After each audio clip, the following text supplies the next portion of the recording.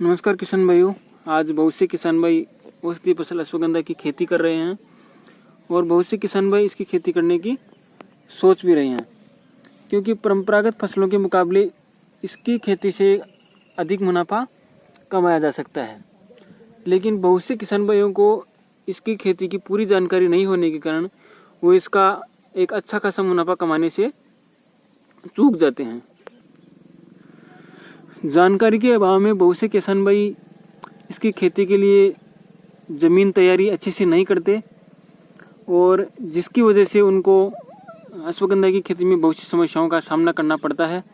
उनमें से सबसे गंभीर समस्या है जो ज़मीन तैयारी की कमी के कारण उत्पन्न होती है, वो है खरपतवार की समस्या, जिसके कारण किसान भाइयों को बड़ा नुकसान झेलना पड़ता है। फसल में खरपतवार की अधिकता के कारण अश्वगंधा का पौधा ग्रो नहीं कर पाता, उसकी अच्छी ग्रोथ नहीं होती और खरपतवार निकालते समय भी बहुत से अश्वगंधा के पौधे टूट जाते हैं और मजदूरों के हाथों या उनके पैरों से कुचलकर भी बहुत से पौधे नष्ट हो जाते हैं। तो किसान भाइयों, आज मैं आपको इसकी खेती के लिए ज़मीन किस तरह से तैयार की जाए जिससे कम से कम खरपतवार हो और अधिक मुनाफा कमाया जा सके और इसकी खेती में जो सबसे बड़ी समस्या खरपतवार की है वो नाक के बराबर हो, ऐसा तरीका मैं आप लोगों का इस वीडियो में बताऊंगा। तो वीडियो थोड़ा लंबा हो सकता है, तो किसान भाइयों मेरे वीडियो को आप अंत तक ज़रूर देखना, क्योंकि आधा अधूरा ज्ञान आपको फ़ायदे के बजाय नुकसान का शिकार बना सकता है। और जो किसान भाई आज मेरे वीडियो को पहली बार देख रहे हैं, मेरे चैनल पर पहली बार आए हैं, नए हैं, तो उन लोगों से मेरा अनुरोध है कि वो मेरे चैनल को ज़रूर सब्सक्राइब करें और पास में जो घंटी वाला बटन है उसको दबाकर नोटिफिकेशन चालू कर ले, ताकि जो भी मैं जानकारी अपलोड करूं वो आप लोगों के पास में जल्द से जल्द पहुंचे और आप लोग इस फसल या मैं बहुत सी फसलों के बारे में बताता हूं, उन फसलों से आप कम से कम नुकसान उठाओ और एक अच्छा खासा मुनाफा आप कमा सको।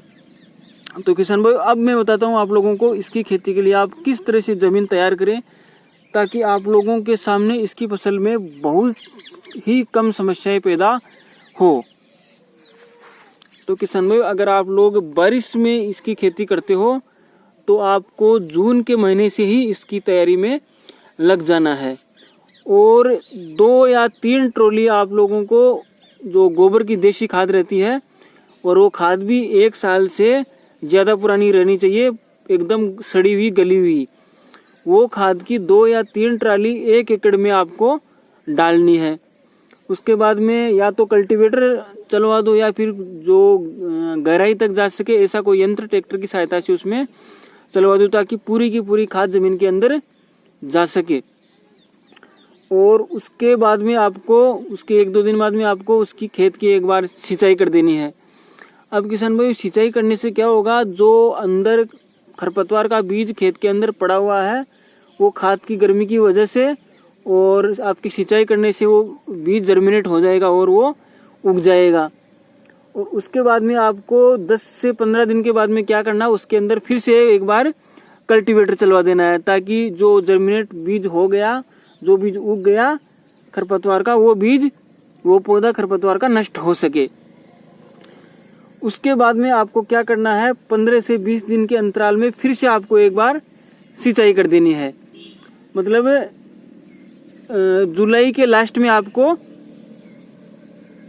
जून के लास्ट में आपको फिर से एक बार सिंचाई कर देनी है और फिर आपको 15 जुलाई तक उसमें फिर से एक बार कल्टीवेटर चलवा देना है, ताकि दोबारा से जो बचा कुचा खरपतवार का बीज था वो जर्मिनेट होकर ऊपर आ जाए और अब जब हम दोबारा से उसमें कल्टीवेटर चलाते हैं तो वो दोबारा से नष्ट हो जाए।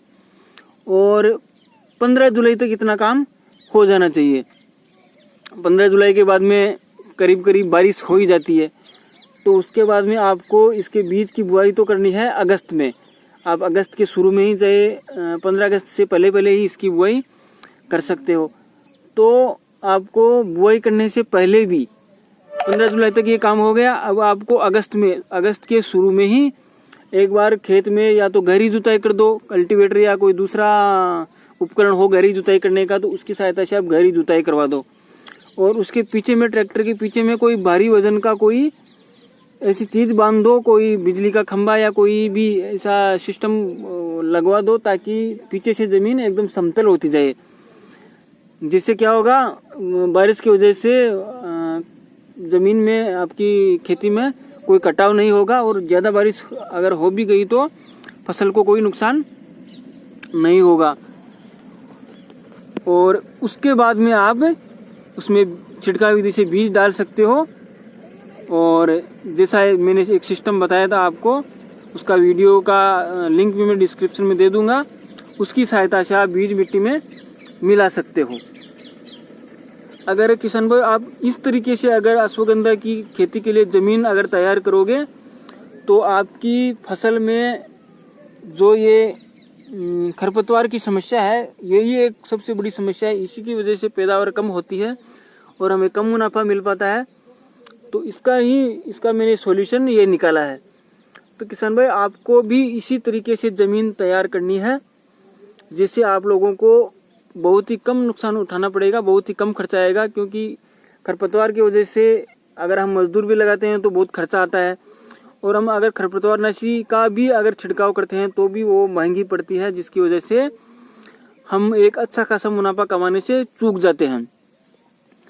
तो किसान भाइयों, आप लोग ये मेरी जानकारी का खुद भी फायदा उठाइए और आगे भी शेयर करिए, क्योंकि बहुत से किसान भाई ऐसे हैं जिनको अश्वगंधा की फसल के लिए ज़मीन तैयार करना नहीं आता, और जिसकी वजह से ही वो लोग इसकी खेती में बड़ा घाटा झेलते हैं, और वो अगले साल इसकी खेती ना करने की कसम भी कई बार खा लेते हैं कि इसकी खेती में तो कोई फ़ायदा नहीं है।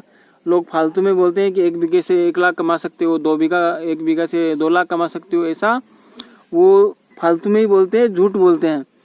तो किसान भाई हकीकत में इसकी खेती से अगर आप अच्छी तरीके से ज़मीन तैयार करते हो और एक अच्छी फसल करते हो, तो हकीकत में आप 1 बीघा से 1 से 1.5 लाख रुपए आप आराम से इसकी खेती से कमा सकते हो। ये बहुत ही अच्छी और अच्छा मुनाफा देने वाली ये औषधीय फसल अश्वगंधा है, जिसकी खेती में आपको कम से कम मेहनत करनी पड़ती है और सबसे अधिक मुनाफा आप कमा सकते हो। लेकिन उसके लिए आपको सही जानकारी रखनी होगी। तो किसान भाई आज के लिए इस वीडियो में इतना ही। मिलते हैं अगले वीडियो में, तब तक के लिए जय जवान जय किसान, धन्यवाद।